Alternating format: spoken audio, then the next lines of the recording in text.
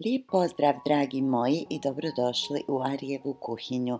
Danas primamo jedno fino, kremasto, ukusno jelo sa piletinom, krompirom, mladim lukom i prelivom od sira. Jelo je zaista ukusno i vjerujem jednom kad ga probate da ćete ga praviti često. Nadam se da će vam se svidjeti. Prvo ćemo pripremiti krompir. Ovdje imam pola kilograma krompira koji ću izrezati na tanke šnite. Otprilike koliko imate mesa, toliko stavite i krompira. Stavit ćemo ga u hladnu vodu, dodati jednu malu kašiku soli i staviti da kuha nekih 5 do 7 minuta dok ne omekša. Dok se krompir kuha, mi ćemo spremiti piletinu. Ovdje imam malo manje od pola kilograma piletine.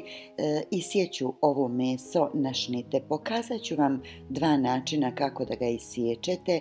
Odvojit ću ovaj mekani dio.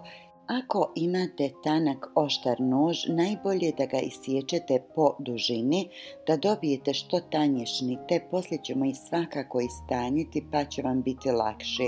Međutim, ako vam nož nije oštar i ako ovo ne možete uraditi, neće smetati ni da meso isječete onako ukoso na što više komada.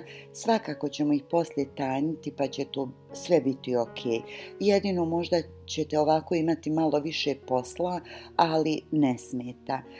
Kad budete sjekli možete iskositi nož tako da dobijete što veću površinu. Meso je najbolje da stavite u celofan i da ga istučete. Celofan onako fino rasporedi meso, poslije ćete lagano da ga odvojite. Možete da koristite i vrećicu za zamrzavanje ili nešto drugo, ali ja najviše volim koristiti celofan. Kad istanjite meso, taj komad ćemo koristiti odmah i meso ćemo tanjiti kako budemo pravili jelo. Ovo sad ostavite sa strane, a mi ćemo spremiti začine. Mi ćemo prvo spremiti preliv od sira.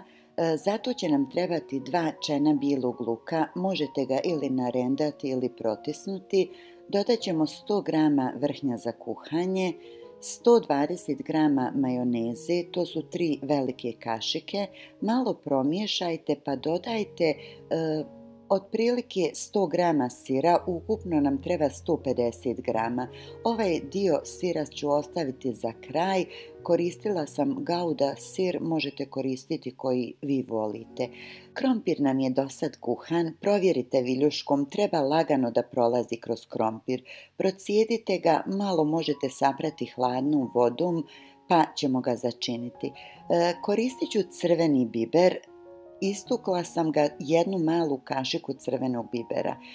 Dodajte 2 kašike ulja, jednu malu kašiku soli i jednu malu kašiku crvene paprike. Ako i kako možete, nabavite crveni biber jer on daje poseban okus ovom jelu.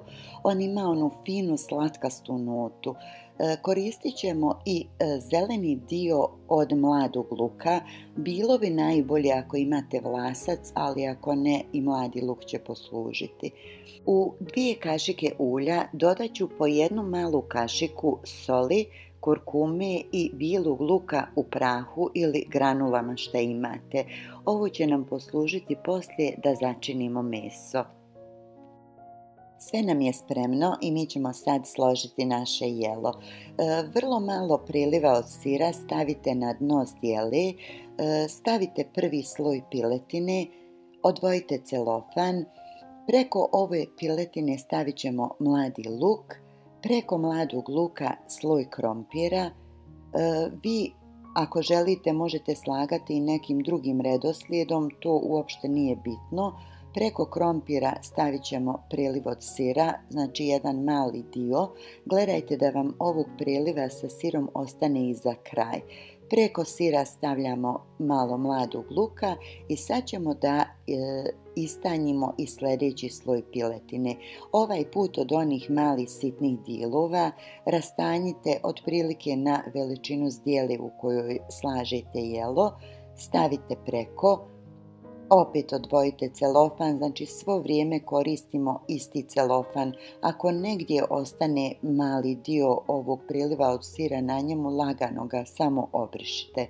Premazat ćemo sad piletinu sa mješavinom kurkume i preko možete poredati opet krompir, pa sir, pa mladi luk i tako redajte sve dok ne potrošite sve sastojke. Posljednji sloj će nam biti sloj sa piletinom, pa da znate da taj komad što ljepši ostavite. Znam da mnogi od vas volite da koristite vegetu, ja vas neću odgovarati od toga, ali bi vas zamolila da probate ovo jelo da napravite sa ovim začinima koje sam vam ja ovdje pokazala, jer je jelo zaista ukusno. Kad završite, premažite kurkumom, posljednjim slojem kreme sa sirom, stavite komad papira za pečenje preko aluminijumsku foliju, dobro zatvorite i pecite u rerni zagrijanoj na 200 stepeni 30 minuta. Nakon 30 minuta skinite foliju i provjerite koliko je krompir i meso koliko su pečeni. Služite se ili čačkalicom ili drvenim štapićem da vidite koliko lagano prolazi kroz meso i krompir. Meni je ovdje još malo zapinjalo pa sam vratila u rernu, pekla još 10 minuta. Sad je već onako dosta fino i mekano, pa ću posuti sa malo peršunovog lista, malo mladog luka, ostatkom sira. Peći ću još otprilike nekih 15 minuta dok lijepo ne porumeni. U zavisnosti od toga koliko je bio skuhan krompir i kakva je vaša rerna, vrijeme pečenja može varirati, ali otprilike za nekih 45-50 minuta jelo je gotovo. Poslužite ga u svoju omiljenu salaticu i uživajte. Dragi moji, to bi bilo to za danas. Ja se iskreno nadam da ćete probati ovo jelo i da će vam se svidjeti. Hvala vam puno na lajkovima, na komentarima, na dijeljenjima. Svaki vid vaše podrške meni puno znači. Do sljedećeg kuhanja ostanite mi zdravi i nasmijani. Puno pozdrava od vaše Arijeve kuhinje.